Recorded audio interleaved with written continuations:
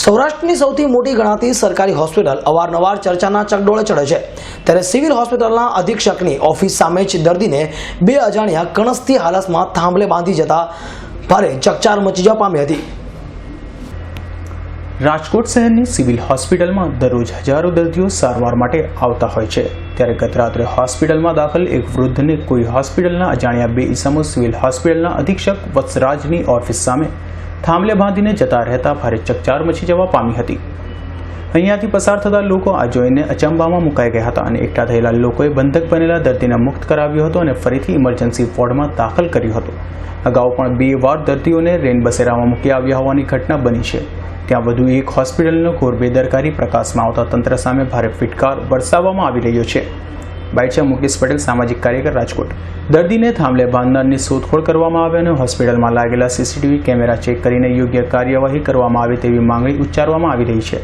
ઘટનાને પગલે ભારે સનસનાટી મચી જવા પામી છે ત્યારે જે કોઈ પણ જવાબદાર હશે તેના વિરુદ્ધ પગલાં લેવાની ખાતરી અધિક્ષક દ્વારા આપવામાં આવતા મામલો થાળે પડ્યો હતો। અમે જ્યારે સિવિલ હોસ્પિટલના રાઉન્ડમાં હતા ત્યારે સિક્યુરિટી સ્ટાફ દ્વારા અમને જાણ કરવામાં આવેલી કે આરએમઓની ઓફિસ સામે એક દર્દી પડેલા છે જેનો હાથ થાંભલા સાથે બાંધેલો છે।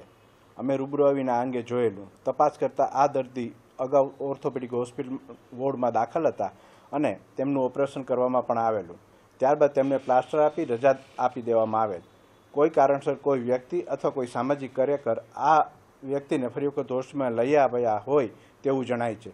તેમ છતાં પણ આપણે સીસીટીવી ફૂટેજ જોઈએ તે ઉપરથી આ અંગે આ વ્યક્તિને કોણ લઈ આવ્યું, ઇમરજન્સીમાં લઈ જવાની જગ્યાએ અહીંયા નીચે કોણ મૂકી ગયું તે એક તપાસનો વિષય છે। અંધેર તંત્રની વધુ એક બેદરકારી પ્રકાશમાં આવતા અનેક પ્રશ્નો ઉઠવા પામ્યા છે। સિવિલ અધિક્ષકની ઓફિસ સામે જ કોઈ દર્દી બેરહેમીપૂર્વક બાંધી દેવામાં આવ્યો હોવાની વાત વાયુવેગે ફેલાઈ જતા અનેક ચર્ચાઓ વહેતી થઈ રહી છે।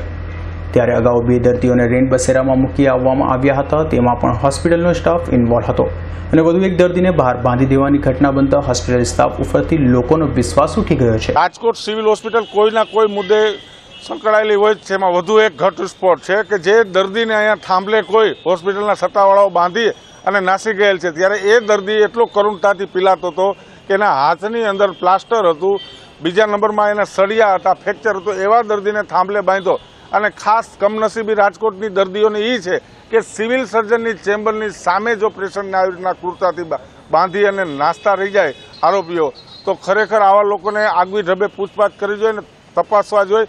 સીસીટીવી ફૂટેજની અંદર ચોખ્ખું ચિત્ર દેખાય છે। એ જો તપાસ કરે તો કોને આવું આ કૃત્ય કર્યું છે એની પર કાયદેસરની કાર્યવાહી કરે છે।